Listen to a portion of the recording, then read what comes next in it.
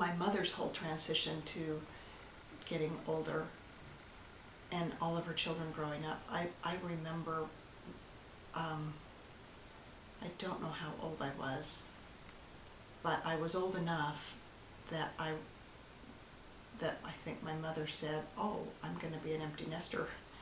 And I remember walking into the kitchen one day and she was crying. And I said, "What's wrong?" And she said, "I don't know." And then I was really worried. And my dad came in and gave her a big hug.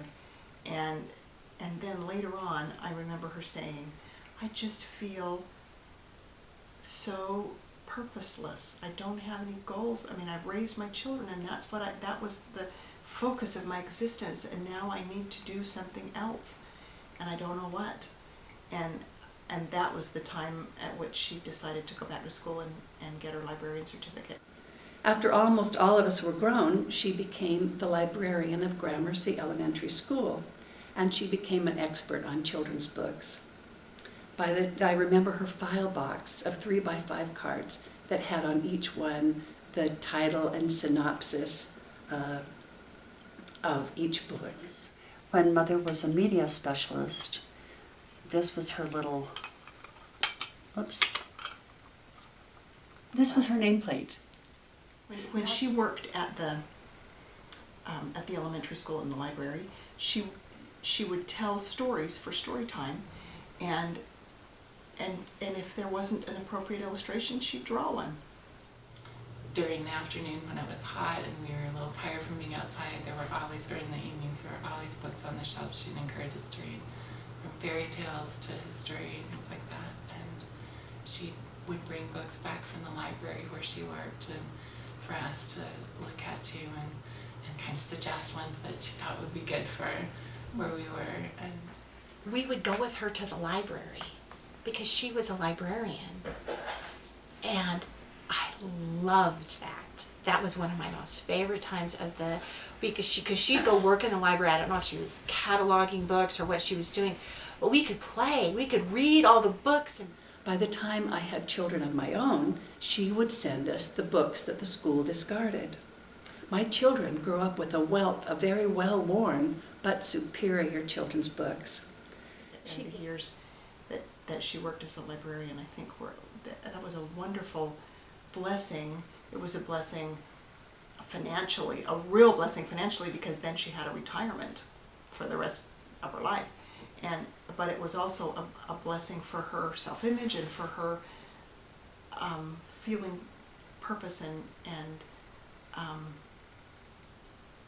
like she was contributing, and she was good at what she did. This picture is one that we have all loved over the years. Mother and Dad just never had their picture taken. They were busy taking our picture, and our pictures, and it was expensive to take photos.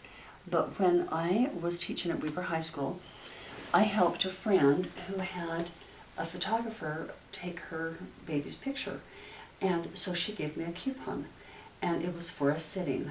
And so I gave this to Mom and Dad, and I said, "I want you to have your picture taken." Oh, they weren't going to do it. And I begged and pleaded, and I made Dad wear a turtleneck. And he never wore a turtleneck, but doesn't that look cute on him?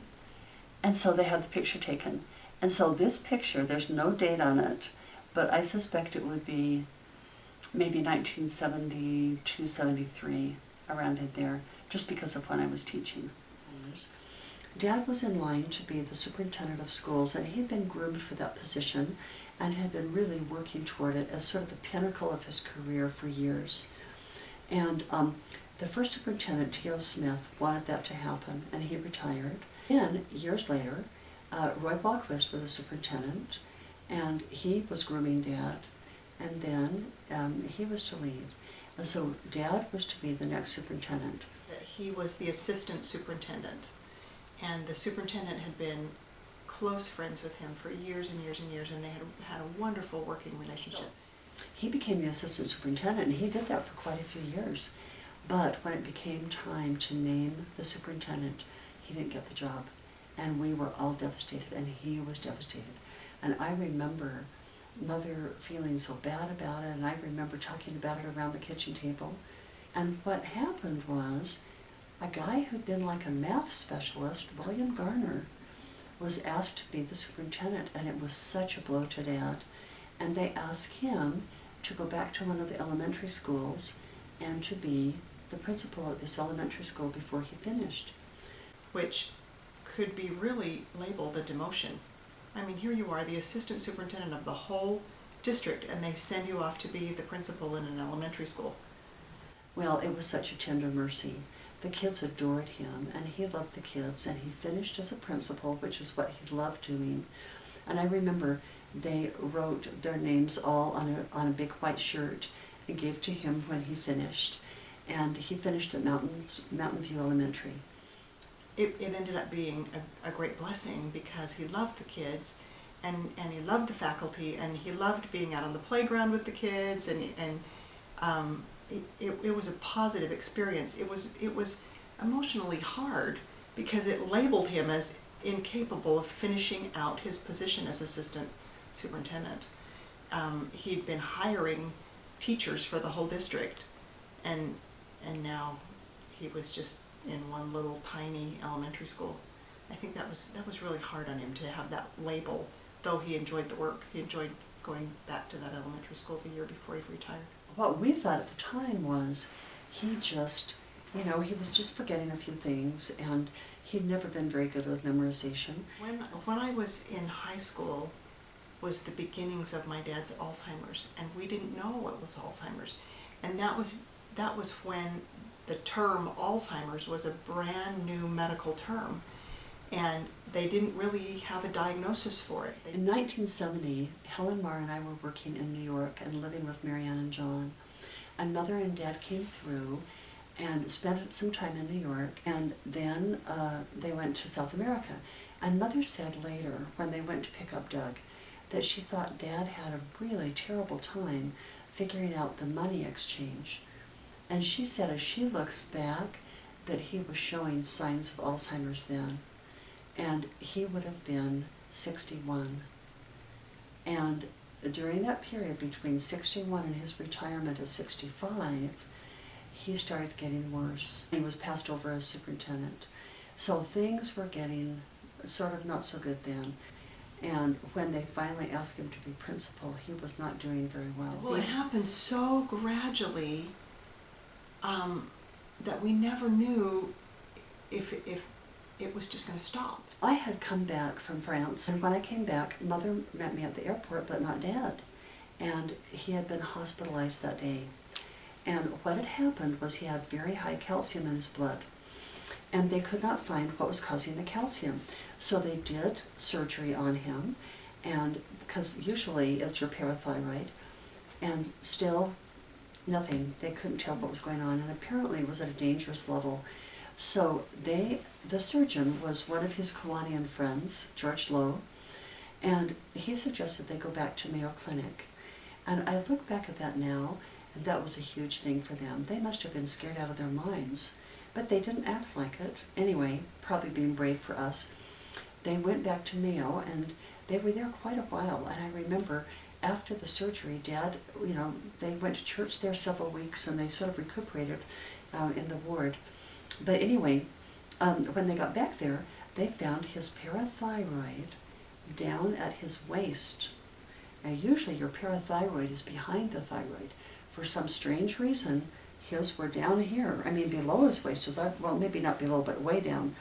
So I remember he was bruised from his neck to his waist. Were just a mass of bruises from the surgery.